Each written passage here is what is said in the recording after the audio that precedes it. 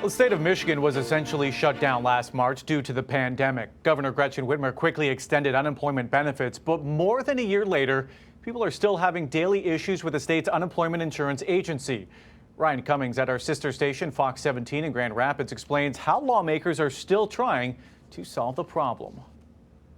Some modifications that the governor made in the spring of 2020 included extending benefits for 26 weeks, also allowing people to file if they've tested positive for COVID or had to quarantine, and making it so employers were not charged for benefits if an executive order closed their business. Behind the walls of the state capitol in Lansing, lawmakers are looking for a solution. What can they do to help fix Michigan's unemployment insurance agency and get qualified claimants their money? We're all in agreement that if someone is entitled to those claims, they shouldn't have to go through the types of hoops that they're having to go through right now. At one point, retirees were brought back to help. Those workers who knew what they were doing reduced the time it took for claims to be fulfilled. However, that time period has expired. And as House Democrats, we've introduced bills and amendments to bills to allow those retirees to continue working, to continue helping us. And unfortunately, we haven't been able to get those amendments taken up in committee or those bills passed. Republican State Representative Steve Johnson and Democratic House Caucus Leader Donna Lisinski both say more needs to be done.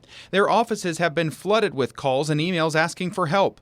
Constituents facing hardships, losing their cars and homes, unable to pay their bills, and maxing out their credit cards, all because they have not received their benefits. Rep. Johnson is on the House Oversight Committee and has questioned the agency multiple times. There's no way I thought a year ago we'd still be dealing with this. They've had plenty of times to get their systems in order, to get their processes figured out, and it just doesn't seem like they've done that yet. We clearly are not there yet. There is still too much of a backlog. There are too many people who are waiting for their benefits. There are too many people who have decisions outstanding, who have received a notice in the mail that is scary and that is frightening. I have reported extensively on that major backlog. The system has been overloaded for 14 months, and there are not enough workers to handle the claims. There's also the fraud. All of those combined are slowing down the system. Plus, there are still people filing who might not even qualify. Anybody can apply for unemployment.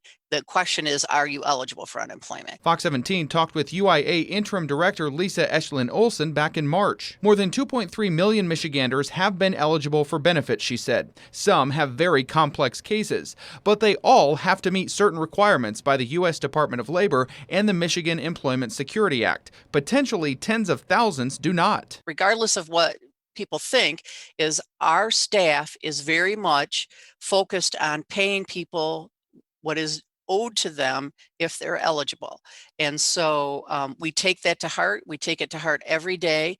We have people, we are requiring mandatory overtime of all of our staff to get through this workload. But those employees are only working over the phone, and claimants tell us they cannot get through. Or the person on the other end just tells them to keep checking their account and be patient. Both Johnson and Lisinski believe opening the UIA offices would help. So many of my constituents, they say if they could just go in and talk to someone in person, they could probably get their issue resolved in a matter of minutes. And so I'm hopeful that as we hit these COVID marks, 55, 60, and then finally 70%, that we will be able to provide the full breadth of services safely for everyone to make sure that folks are getting what they need. The agency's added new employees by the hundreds. Training's been accelerated to get them up to speed. And the goal now is to update the software so there are fewer delays. Lisinski tells Fox 17 to do that, both parties need to work together. My members have been proposing for months now additional funding, have been gathering information from UIA, have been having weekly calls raising the alarm. They simply have not been taken up in committee. They have been voted down as amendments,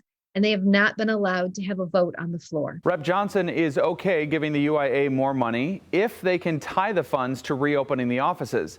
Lisinski says as legislatures, they will not be satisfied until the very last UIA case is closed. I did reach out to the agency for this story, but never heard back. For The Rebound, I'm Ryan Cummings.